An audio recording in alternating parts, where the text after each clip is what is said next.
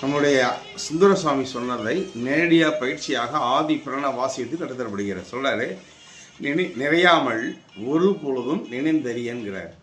நிறையாமல் ஒரு பொழுதும் நினைந்தறியேன். இதில் விளக்கம் என்ன அப்படின்னா, என்னை யாரிடமும் நான் நினைக்காமல், நான் எதை பற்றி சிந்திக்கலை, யாரை பற்றி சிந்திக்கலை என்னும் என்றும், நான் எதை பற்றியும் எவரை பற்றி சிந்திக்கலை என்றும், இறைவனை மட்டும் தியானித்து அடிமை செய்யும் அடியேன் ஞான். இறைவனை மட்டும் தியானித்து அடிமை செய்யும் அடியேன் நான் அப்படிங்கிறார்.